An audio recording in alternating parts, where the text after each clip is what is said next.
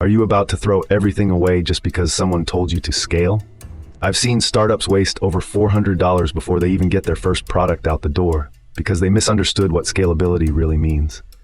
Let's dive into why this common advice can quietly ruin your startup.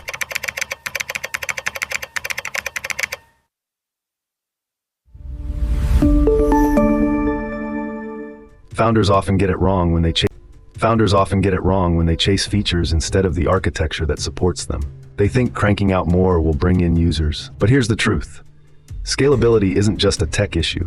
It's about knowing your users, anticipating how fast you'll grow, and making sure your infrastructure can handle that. Take Slack, for instance. They initially focused on a polished user experience, but later had to pour resources into their backend to support millions of users. This kind of misstep is common. For example, Airbnb struggled with scalability in its early days, facing downtime during peak booking seasons because their architecture couldn't handle the traffic.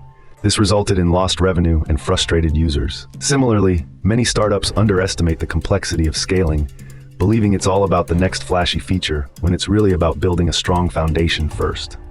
Understanding your user base and their needs is crucial. For instance, Stripe's founders recognized the importance of a reliable payment processing system early on, which allowed them to scale effectively as more businesses began relying on their service. By focusing on the right elements, you can avoid costly pitfalls and set the stage for sustainable growth. If you want a product that can grow with your business, start with solid architecture that won't crack under pressure. Look at Spotify. They built on a microservices architecture that lets them scale without breaking a sweat. This approach enabled them to handle over 345 million monthly active users as of 2023. Then go for a modular design. It lets you add features or make changes without taking everything down. Shopify nails this. They can roll out new features while keeping what already works intact. For instance, when they introduced Shopify Plus, they did so without disrupting the existing user experience. But make no mistake, pulling this off takes real technical judgment. That's the kind of advice we offer at gotyourtech.ai to help founders tackle these tough calls.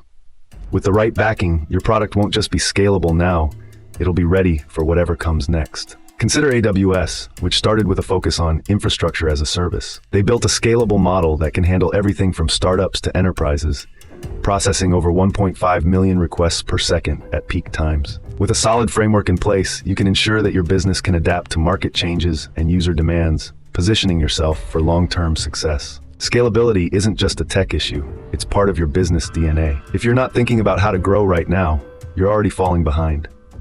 And if you want to get this right, go to gotyourtech.ai. We've got straight-up advice to help you scale without the usual headaches. Don't just sit there, act now, or risk your startup's future.